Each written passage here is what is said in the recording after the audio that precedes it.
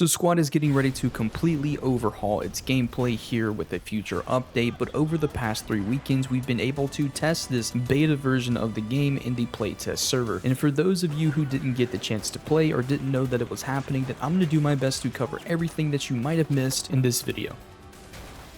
So the first thing that I would like to point out is that it really does look like Squad is trying to go back to an original point of view that they had for this game, or what they wanted it to originally be. And the overall purpose of this overhaul is to make the players observe the battlefield more carefully, analyze each situation, and communicate effectively with their squad mates. Which of course we have all these things in Squad right now, but not to the caliber that I got to experience over the past few weekends, because with the different movement and the way that the picture-to-picture scopes work, it is completely overhauling the game and makes you debate certain scenarios on whether or not that engagement at the right time is going to be worth it or not. But what all is Squad trying to change? Well, really and truly anything to do with character movement, personal weapons, and suppression is completely being redone. Now to start off with one of the changes that personally didn't affect me too much, that is the character movement. For a lot of people who like to play as a lone wolf, or someone who has a squad that likes to really rush enemies and flank around them as fast as they possibly can, this is the kind of update that's going to have the more effect on you. And with that being said, the character movement speed and the regain for your stamina has been reduced dramatically, with Squad saying that in the early access period there was an update that intended to help players get into combat faster, but now with where Squad has currently developed to, they've slowed that down a bit so that way we can start taking full advantage of the vehicles around us and trying to get rid of a spawn, run, die, repeat cycle. So on top of the speed changes and the stamina regain, there's also changes to the way that you traverse the map, with no longer being able to vault while in midair. Now this isn't necessarily going to affect people too much. It's going to slow down gameplay in cities to where you might not necessarily be able to vault over a certain wall. And with that being said, they also changed the vault and climb heights as well, to where you're not going to be able to jump over a certain wall if it's too high, which is going to change the gameplay of having to use and navigate around the city with suppressive fire. So once again, like I said, the character movement changes wasn't really something that really came into effect for me, but depending on people who play the game differently, who like to play as a lone wolf, it's certainly going to change the game a little bit. Now another change that they came out with that really and truly wasn't that big of an effect was the actual gunplay itself, with adding more recoil to hipfire. But one of the things that they did change that's going to have a very big improvement is bullets now go exactly where your gun is pointing under all circumstances. Now on top of this gunplay movement, they also changed the look and the feel of the weapons, with improved muzzle gas, improved screen shaking with fire, improved recoil and settling motions, and they added more realistic movement of weapon and sway and recoil. Now they also added more animations and wobbles from various gameplay events, such as changing stance, leaning, and going ADS, with the ADS actually being a lot slower than what we were used to before, which really counts into the effect of getting rid of the run and gun aspect of the game that Squad is close to being to in its current state. Now speaking of run and gun, they changed the steadying your aim, which no longer applies instantly, which means if you are in a standing position and you just got done running, as soon as you ADS, your weapon's going to be swaying pretty dramatically, but if you were in a crouched or prone position, the weapon's going to steady a lot faster. Now although the gunplay and the character movement were some big changes, but something, like I said, personally I didn't see too much of a negative effect on, the two things that really changed the way that Squad is going to be played with the upcoming update is the picture-to-picture scopes and the suppression. So one of the big things that completely overhauled and was changed in this game was the picture-to-picture scopes, which personally I thoroughly like. Now there's been a lot of mixed comments over Reddit and Twitter about the picture-in-picture scopes on whether or not people actually like them or not, and it seems kind of like the community's kind of 40-60. 60% of the community enjoy it, as well as 40% of the community just doesn't like it. So what we're used to in Squad right now is more or less being able to instantly take out your weapon, point and shoot with a 2D rendered animation of your scope, but now it's almost as if you're looking through a legitimate scope. But with your ACOG, you can definitely tell a difference, and in fact with your ACOG they also increased the zoom on it, so it looks like you're actually looking through a scope now. Now according to developers, the optic is a 1-to-1 emulation of how real optics work, but with that being said, there's also a little blur here and there while shooting your weapon, which isn't necessarily translated to real life. They also point out that many visual details have been added to make it feel like you're looking through a lens, including scratches, scuffs, refractions, and color shifting. Now they think all this advancement to the technology and a few sacrifices to the sphere, and say that their goal is to rework scopes to run as smoothly as the old scopes.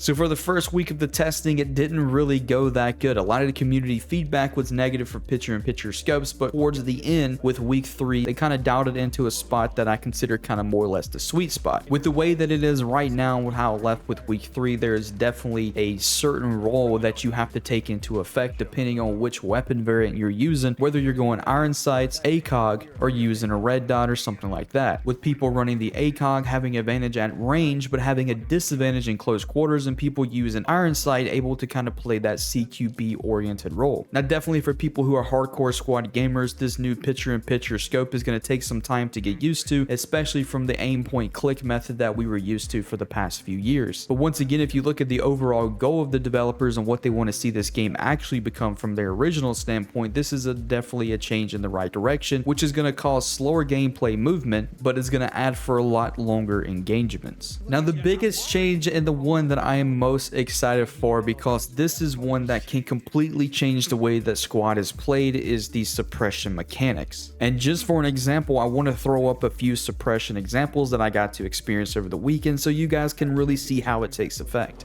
That's already. Stay away from that. I don't know if it's rolling, but... Shit. Oh my god. It's rolling. It's rolling. Push back. Push back. It's rolling. I'm dead. Yeah, that's rolling. That's rolling.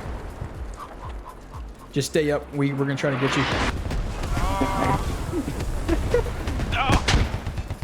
Oh shit! Where'd that come from? Dismount if you get the chance. Dismount if you get the chance. Now, in my opinion, the updated suppression can take into account that each role has an important responsibility, making it now to where LMGs have a really good effect on the opposite team. Where used to, you would just set up into a point and spray at a building with windows with your fire team pushing in and still run the chance of getting shot at. Now, when firing at a certain window or a certain small compound and you and another LMG are laying down incredible suppressive fire, there's almost no way that an enemy can just peek up and take a shot out of you, because once you do, you're completely blurred off. Now they did leave in rule to where although the vision around you is blurred, you can still see close to you, which allows you to navigate and move to somewhere to find cover, and you still have a perfect picture of your weapon. So the old suppression of your screen getting a little bit darker has completely been taken out and completely reworked, where now the suppression blurs the screen. Now another cool thing to take into account is depending on what caliber you're being shot at with determines the amount of suppression that you're going to get, with one of the roughest ones being artillery strikes. Now personally, in my opinion, these are all updates to the game that's going to change the way that it's played, of course, but also have an improvement on the squad community. Now some of the things might not be realistic enough, but one thing that we can see in the squad happening more frequently is engagements that last a lot longer rather than just pushing towards an objective and calling it a day. These things really kind of take into effect of making engagements last longer and making the game overall more fun. So if you guys enjoyed this video and found the information helpful, please do me a favor and hit the subscribe button so you don't miss more videos like this. And until the next one, I hope you guys have a fantastic day. See ya.